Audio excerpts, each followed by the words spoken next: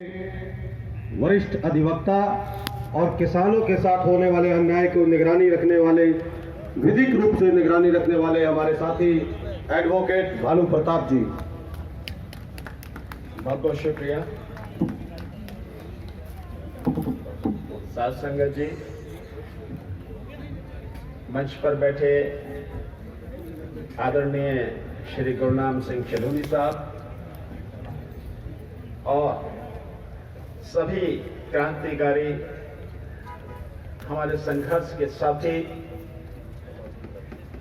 सभी संगठनों के पदाधिकारी और मंच के सामने बैठे मेरे सभी किसान भाइयों, बहनों, माताओं, आप सभी को मेरा वाहेगुरु जी दा खालसा, वाहेगुरु जी दी फतेह। मंच पर उपस्थित जो हमारे तिकोनिया के संघर्ष में शहीद हुए किसान और पत्रकार साथी, उनके परिवार के लोग, और इसके अलावा आज तक 750 के लगभग जो हमारे किसान इस आंदोलन में शहीद हुए हैं, उन सभी को भावभीनी श्रद्धांजलि अर्पित करते हुए उनके परिवार के प्रति अपनी हार्दिक संवेदना व्यक्त करते हुए तथागत से प्रार्थना करता हूं कि उन्हें इस असीम दुख को सहने की शक्ति मिले। साथियों, आज जो पंचायत हो रही है, कहने के लिए तो सिर्फ इतना ही कह सकते हैं कि गृह राज्य मंत्री उन्हें बर्खास्त किया जाए, उन्हें गिरफ्तार किया जाए और जेल भेजा जाए। इस मांग के लिए यह पंचायत आज हो रही है। लेकिन मेरे समझ में केवल इतनी सी ही बात नहीं है हमारी दिक्कत, क्योंकि जो गृह मंत्री, जो सरकार उस गृह राज्य मंत्री को अपनी बगल में खड़ा करके मंच पर और ये कहता हो कि मुझे कहीं भी कोई माफिया नहीं दिखाई दे रहा, वो केवल किसानों का नहीं, इस देश के हर व्यक्ति का अपमान है कि गुंडे को बगल में खड़ा करके तुम कह रहे हो कि तुम्हें माफिया दिखाई नहीं दे रहा। पर एक तड़ीपार से उम्मीद भी क्या की जा सकती है? जैसा वो खुद है वैसे ही लोगों को पालेगा। पर उनको जो वो कर रहे हैं उससे कहीं ज्यादा मैं समझता हूं हम लोगों को करना पड़ेगा। साथियों, हमारी समस्या केवल इतनी नहीं है, हमारी समस्या इससे आगे है।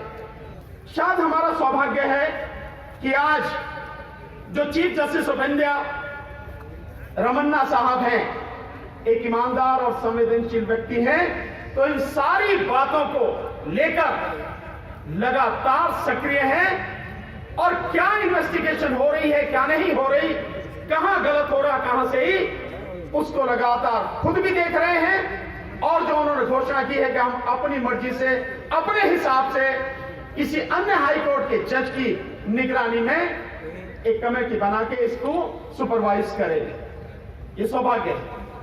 ऐसा होता नहीं है। और कल जब रमन्ना साहब अगले साल रिटायर हो जाएंगे और ये न्याय हमेशा तब भी नहीं मिल पाएगा, तब क्या होगा साथियों? तो हमें बहुत दूर तक की सोच के चलनी है साथियों। केवल ये छोटी सी बात नहीं, न्याय कभी मिलता नहीं है, न्याय तो छीना जाता है। जैसे कहते हैं कि अधिकार मांगे नहीं जाते, अधिकार छीने जाते हैं, तो इस देश में न्याय भी छीनना ही पड़ता है, तभी मिलता है, अन्यथा न्याय नहीं मिलता है। और इसीलिए हम लगातार जो भी कानूनी पहलू हैं आपके बीच में रखने, आपको समझाने की कोशिश करते हैं साथी। और सरकार किस कदर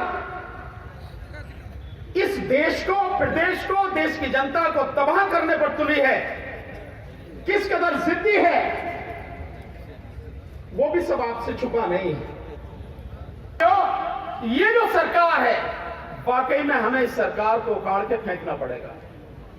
मैंने तो पहले ही दिन से किसान मंच से कहा था कि किसान कानून तो आज नहीं तो कल वापस होंगे, लेकिन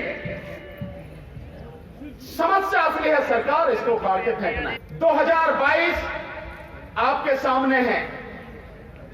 सरकार की अपनी रिपोर्ट है कि 50 से 55 सीटें ही उत्तर प्रदेश में मिलेंगी। आरएसएस और बीजेपी की इंटरनल रिपोर्ट है।